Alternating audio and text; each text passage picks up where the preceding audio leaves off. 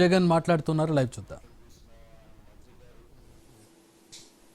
Irrigation మంత్రిగా ఉన్న చంద్రబాబు నాయుడు గారి గవర్నమెంట్లో ఉన్న మంత్రి గారు ఉన్న మాట్లాడిన మాటలు చూసిన అసలు వీళ్ళు మనుషులేనా అని అనిపిస్తుంది.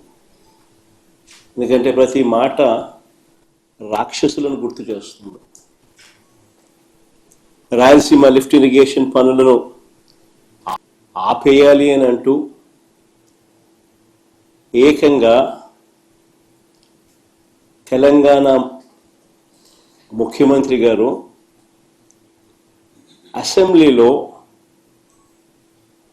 క్లోజ్ డోర్ మీటింగ్లో తాను అడిగానని, తన మీద గౌరవంతో చంద్రబాబు గారు ప్రాజెక్టును ఆపేశారు అని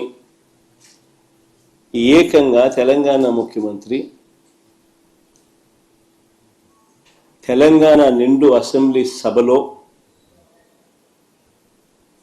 వాళ్ళ రిలేషన్షిప్ గురించి, చంద్రబాబు నాయుడు గారు రాష్ట్రాన్ని ఎలా అమ్మకానికి పెట్టారు అన్న వాస్తవాల గురించి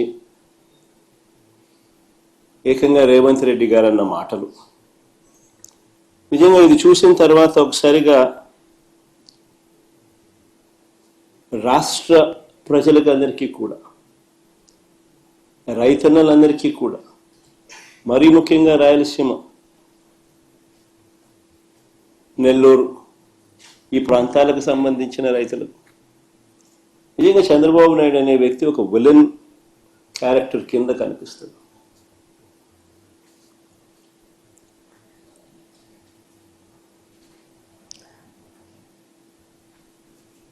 ఆ కుర్చీలో చంద్రబాబు నాయుడు గారు ముఖ్యమంత్రిగా కొనసాగుతూ తన సొంత రాష్ట్రాన్ని ఏ రకంగా తాకట్టు పెట్టాడు, రాష్ట్ర ప్రజలను తన స్వార్థం కోసం ఏ రకంగా తాకట్టు పెడతా ఉన్నాడు అన్నదానికి రేవంత్ రెడ్డి స్టేట్మెంట్లు సాక్ష్యాలు. నిజంగా బహుశా భారతదేశ చరిత్రలో ఇలాంటి చరిత్రహీనుడు బహుశా ఎవరూ ఉండకపోయి ఉండొచ్చు.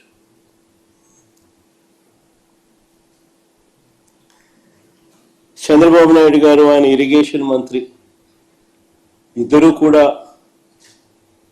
తెలంగాణ ముఖ్యమంత్రి అన్న మాటలను ఖండిస్తారు అని చెప్పి అందరం కూడా ఆశించాం.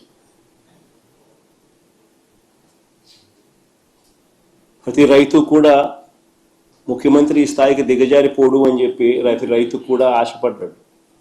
కానీ ఆశ్చర్యం ఏమిటి అంటే చంద్రబాబు నాయుడు గారు తన ఇరిగేషన్ మంత్రితో తాను మాట్లాడించిన మాటలు, చంద్రబాబు నాయుడు గారు మాట్లాడుతూ ఉన్న మాటలు చూస్తే రాయలసీమ లిఫ్ట్ ఇరిగేషన్ స్కీమ్ అవసరం లేదు అంటూ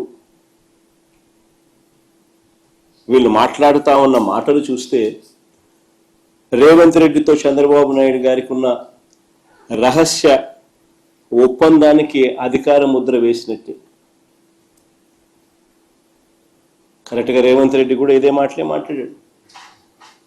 చంద్రబాబు నాయుడు కూడా ఆయన మంత్రి కూడా రాయలసీమ లిఫ్ట్ అవసరం లేదు అని అంటూ చంద్రబాబు నాయుడు బరి తెగించి మాట్లాడడం కూడా వాళ్ళిద్దరి మధ్య జరిగిన ఒప్పందానికి ఆమోద ముద్ర వేసినట్టే, అధికార ముద్ర వేసినట్టే. స్వలాభం కోసం ప్రజలకు ఎంతటి ద్రోహమైనా కూడా, ఎంతటి మోసమైనా చేయడానికి చంద్రబాబు నాయుడు అనే వ్యక్తి వెనకాడడు.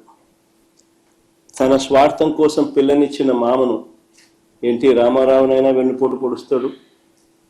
తన స్వార్థం కోసం చంద్రబాబు నాయుడు జన్మనిచ్చిన సీమను కూడా ఏమాత్రం హెసిటేట్ చేయకుండా వెన్నుపోటు పొడుస్తాడు.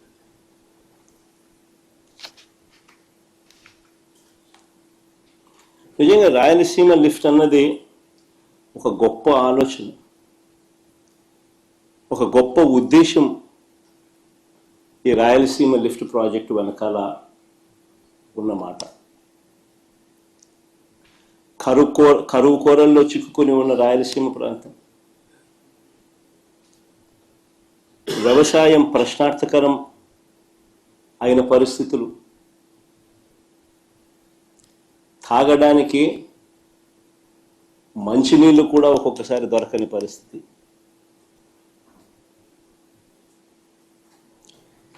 ఇలాంటి ప్రాంతానికి ఈ రాయలసీమ లిఫ్ట్ అన్నది ఒక ఇన్సూరెన్స్ పాలసీ మాదిరి.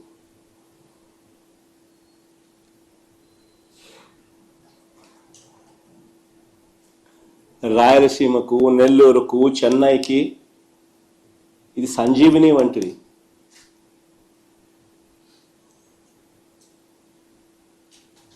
ఒకసారి వివరాలు చెప్తాను. అసలు అందరూ కూడా ఆలోచన చేయమని చెప్పి కొడతా ఉన్నాను. ఎందుకనంటే ఇది ఆలోచన చేయదగ్గ అంశం కాబట్టి.